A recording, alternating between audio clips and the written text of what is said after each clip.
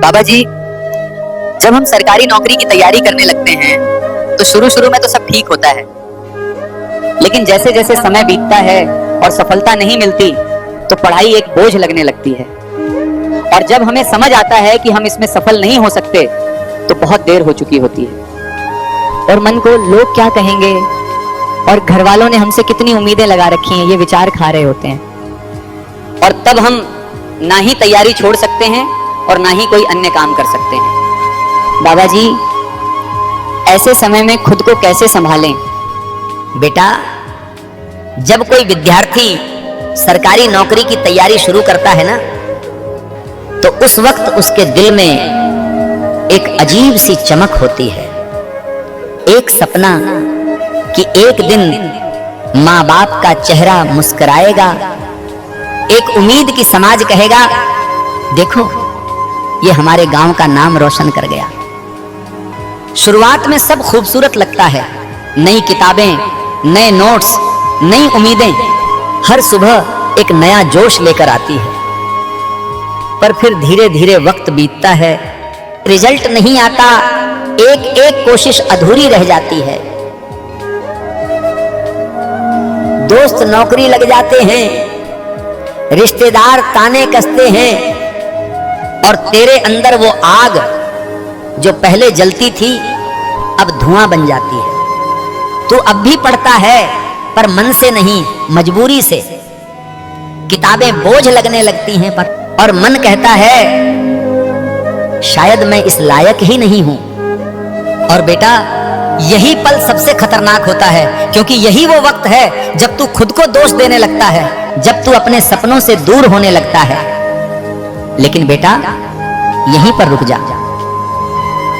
क्योंकि यही वो मोड़ है जहां जिंदगी तुझे परख रही है। याद रख बेटा, सरकारी नौकरी मंजिल नहीं, रास्ता है। मंजिल है तेरे अंदर वो इंसान जो हर गिरावट के बाद भी उठ खड़ा होता है। हर परीक्षा सिर्फ रैंक या रिजल्ट नहीं सिखाती, वो तुझे धैर्य, अनुशासन और इंसानियत सिखाती है। कभी कभी बेटा, भगवान हमें हमारी चाहत नहीं देते, क्योंकि वो हमें उससे बड़ी चीज देने की तैयारी कर रहे होते हैं। हो सकता है तेरी मंजिल वो न हो जो तू सोच रहा है, पर जो राह तू चल रहा है वही तुझे वहां ले जा रही है जहां तू असल में चमकेगा। और हां बेटा, ये लोग क्या कहेंगे, ये चार शब्द सबसे ज्यादा जिंदगियां बर्बाद करते हैं। लोग तो आज भी भगवान पर टिप्पणी करते हैं, तू तो अभी इंसान है। लोगों के मुंह पर ताला नहीं लगा सकता, पर अपने कानों में हिम्मत की आवाज जरूर भर सकता है।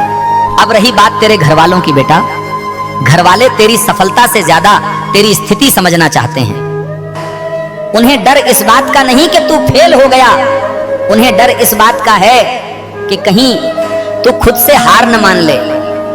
तेरी माँ को तेरा चेहरा देखकर सब समझ आता है।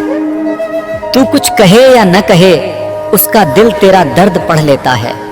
वो तेरे रिजल्ट से नहीं, तेरी मुस्कान से खुश होती है।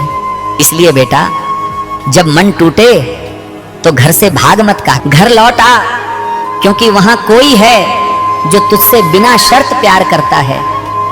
और अब समाज से भी एक बात कहना चाहता हूं, हर वो बच्चा जो कोचिंग सेंटर की कुर्सी पर बैठा है वो नाकाम नहीं है, वो कोशिश कर रहा है।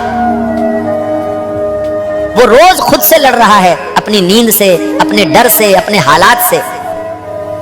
उसे ताने मत दो, उसे हौसला दो, क्योंकि वही बच्चे एक दिन समाज की रीढ़ बनेंगे। बेटा, असफलता कोई अंत नहीं होती, असल में वो शुरुआत होती है उस सफर की जहां से तू खुद को पहचानता है। हर बार गिरने का मतलब ये नहीं कि तू कमजोर है, बल्कि इसका मतलब है कि तू कुछ बड़ा करने जा रहा है। जिंदगी तुझसे सिर्फ एक चीज मांगती है, हार मत मान, क्योंकि जो चलते रहते हैं मंजिल एक दिन उनके कदम चूमती है। सफलता देर से आए तो गम मत करना, क्योंकि जो चीज देर से मिलती है वो हमेशा स्थायी होती है। और बेटा, जब तू अगली बार किताब खोले तो ये मत सोच कि मुझे नौकरी चाहिए, पर सोच मुझे खुद पर भरोसा फिर से पाना है। क्योंकि जब इंसान खुद पर यकीन कर लेता है तो दुनिया की कोई ताकत उसे रोक नहीं सकती।